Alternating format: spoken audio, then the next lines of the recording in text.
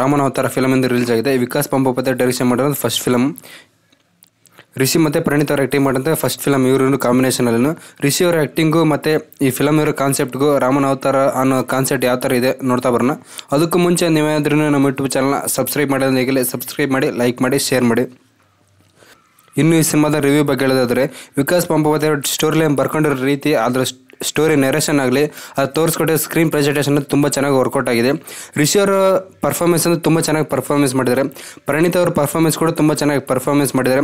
ಅವರಿಬ್ಬರು ಕಾಂಬಿನೇಷನ್ ಬರೋ comedy scene ಆಗಲಿ, ಆ ಲವ್ ಸ್ಟೋರಿ ಆಗಲಿ, ಆ ಕ್ಯೂಟ್ನೆಸ್ ಲವ್ ಪರ್ಫಾರ್ಮೆನ್ಸ್ ಆಗಲಿ, ಸ್ಕ್ರೀನ್ ಪ್ರೆಸೆಂಟೇಷನ್ ಆಗಲಿ ತುಂಬ ಚೆನ್ನಾಗಿ ತೋರಿಸ್ಕೊಟ್ಟಿದ್ದಾರೆ ವಿಕಾಸ್ ಅವರು ಡೈರೆಕ್ಷನಲ್ಲಿ. ಪ್ರಣೀತ್ ಅವ್ರ ಸ್ಕ್ರೀನ್ ಸ್ಪೇಸ್ ಸ್ವಲ್ಪ ಕಮ್ಮಿ ಇದ್ರೂ ತೋರಿಸ್ಕೊಟ್ಟಿರೋ ರೀತಿಯಲ್ಲೇ ಅವರು ಆ್ಯಕ್ಟಿಂಗು ಮತ್ತು ಸಾಂಗ್ ಅಂತೂ ತುಂಬ ಚೆನ್ನಾಗಿ ಬಂದಿದೆ. ಒಂದು ಸ್ಟೋರಿ ಬಗ್ಗೆ ಹೇಳಿದ್ರೆ, ಒಂದು ನಾರ್ಮಲ್ ಸ್ಟೋರಿನೇ, ರಾಮಾಯಣ ಸ್ಟೋರಿನೇ, ಬಟ್ ಅದನ್ನು ತಗೊಂಡಿರೋ ರೀತಿ ಮತ್ತು ಎಕ್ಸ್ಪ್ಲನೇಷನ್ ಮಾಡಿರೋ ರೀತಿ ಎಂದು ತುಂಬ ಚೆನ್ನಾಗಿ ವರ್ಕೌಟ್ ಆಗಿದೆ. ರಾಮಾಯಣದಲ್ಲಿ ನಡೆಯೋ ರಾವಣ ಸ್ಟೋರಿನೂ, ರಾಮನ ಸ್ಟೋರಿನೂ, ಹನುಮಂತನ ಸ್ಟೋರಿನೂ ಯಾವ ಥರ ತೋರಿಸ್ಕೊಡಿ, ಇದರಲ್ಲೂ ಅದೇ ಥರ ತೋರಿಸ್ಕೊಟ್ಟಿದ್ದಾರೆ. ಬಟ್ ಆ ಸ್ಟೋರಿ ಈ ಸ್ಟೋರಿ ಸ್ವಲ್ಪ ಚೇಂಜಸ್ ಅಷ್ಟೇ ಬಿಟ್ಟರೆ ಬೇರೆ ಎಲ್ಲನೂ ಸಿಮಿಲರ್ ಇದೆ. ಮೂವಿ ನೋಡ್ತಿದ್ರೆ ಒಂದು ಒಳ್ಳೆ ಫ್ಯಾಮಿಲಿ ಕನೆಕ್ಟ್ ಆಗುತ್ತೆ. ಫಿಲಮ್ ಎಂಟರ್ಟೈನ್ಮೆಂಟ್ ಮಾಡೋಕ್ಕೆ ತೋರಿಸ್ಕೊಡುತ್ತೆ. ಬಟ್ ಒಂದು ಕಾಮಿಡಿಯಿಂದ ತುಂಬ ಎಕ್ಸ್ಪೆಕ್ಟೇಷನ್ ಮಾಡೋಕೋಗ್ಬಿಟ್ರೆ, ಒಂದು ಮೀಡಿಯಮ್ ಲೆವೆಲ್ ಇದೆ. ಟ್ರೇಲರಲ್ಲಿ ಏನು ಬರುತ್ತೋ ಕಾಮಿಡಿ, ಅದೇ ಕಾಮಿಡಿನ ಸ್ವಲ್ಪ ಅಷ್ಟೇ ಇರೋದು, ಬೇರೆ ಏನು ಇಲ್ಲ ಕಾಮಿಡಿ ಅಂತೂ. ತುಂಬ ಎಕ್ಸ್ಪೆಕ್ಟೇಷನ್ ಮಾಡೋಕೋಗ್ಬಿಟ್ರೆ ಫೀಲ್ ಗುಡ್ ಮೂವಿ ಅಂತ ಹೇಳ್ಬೋದು. ಇನ್ನು ಪರ್ಫಾರ್ಮೆನ್ಸ್ ಬಗ್ಗೆ ಹೇಳಿದ್ರೆ, ರಿಷಿ ಅವ್ರ ಪರ್ಫಾರ್ಮೆನ್ಸ್ ಅಂದರೆ ತುಂಬ ಚೆನ್ನಾಗಿ ಪರ್ಫಾರ್ಮೆನ್ಸ್ ಮಾಡಿದ್ದಾರೆ. ಅವ್ರ ನ್ಯಾಚುರಲಿಟಿ ಆ್ಯಕ್ಟಿಂಗ್ ಅಲ್ಲಿ ಚಿಂದಿ ಉಡಾಯಿಸಿದ್ದಾರೆ ರಿಷಿ ಅವ್ರ ಪರ್ಫಾರ್ಮೆನ್ಸ್.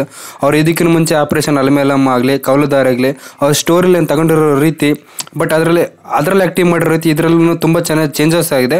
ಬಟ್ ಫಿಲಮ್ ಅಂದ್ರೂ ಈ ಫಿಲಮ್ಗೆ ಕರೆಕ್ಟಾಗಿ ಆ್ಯಕ್ಟಿಂಗ್ ಮಾಡಿದ್ದಾರೆ.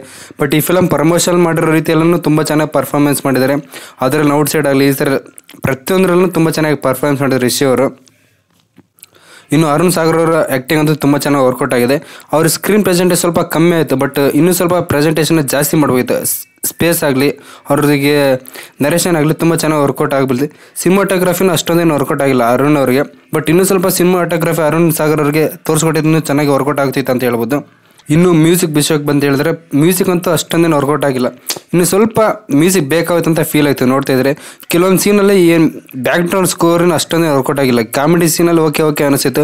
ಬಟ್ ಇಂಟರ್ವಲ್ ಸೀನ್ ಆಗಲಿ, ನೆಕ್ಸ್ಟ್ ಸೆಕೆಂಡ್ ಹಾಫಲ್ಲಾಗಲಿ, ಪ್ರಮೋಷನಲ್ ಸಾಂಗ್, ಲವ್ ಪ್ರಮೋಷನಲ್ ಸಾಂಗಲ್ಲಿ, ಹೀರೋ ಎಂಟರ್ಟೈನಿಂಗಲ್ಲಿ ಅಲ್ಲಿ ಇನ್ನೂ ಸ್ವಲ್ಪ ಎಕ್ಸ್ಪೆಕ್ಟೇಷನ್ ಮಾಡಿದ್ರೆ ಚೆನ್ನಾಗಿರುತ್ತೆ ಅಂತ ಫೀಲ್ ಆಯಿತು ಸಾಂಗ್ಸ್.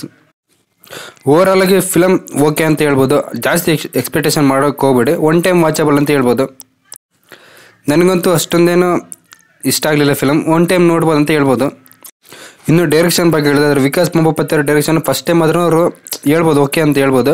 ಬಟ್ ಸ್ಕ್ರೀನ್ ಪ್ರೆಸೆಂಟೇಷನಲ್ಲಿ ಸ್ಕ್ರೀನ್ ಪ್ಲೇಸ್, ಬ್ಯಾಕ್ಡ್ರಾಪ್ ಸ್ಟೋರಿ ಹೇಳೋದಾದರೆ ಅದರಲ್ಲಿ ಸ್ವಲ್ಪ ಚೇಂಜ್ ಅವ್ರು ಮಾಡಿದರೆ ಚೆನ್ನಾಗಿರುತ್ತೆ ಅಂತ ಹೇಳ್ಬೋದು. ಸ್ಕ್ರೀನ್ ಪ್ರೆಸೆಂಟೇಷನ್ ಇನ್ನೂ ಸ್ವಲ್ಪ ಇಂಪ್ರೂವ್ ಮಾಡ್ಕೋಬೇಕಂತ ಹೇಳ್ತಾ ಇದ್ದೀನಿ ಅವ್ರಿಗೆ. ನಿಮ್ಗೆ ಏನಾದರೂ ನಮ್ಮ ರಿವ್ಯೂ ಇಷ್ಟ ಅಂತಂದರೆ ನಮ್ಮ ಯೂಟ್ಯೂಬ್ ಚಾನಲ್ನ ಸಬ್ಸ್ಕ್ರೈಬ್ ಮಾಡಿ, ವಿಡಿಯೋ ಲೈಕ್ ಮಾಡಿ, ಶೇರ್ ಮಾಡಿ. Thank you. ಬಾಯ್. ಮತ್ತೆ ಸಿಗೋಣ.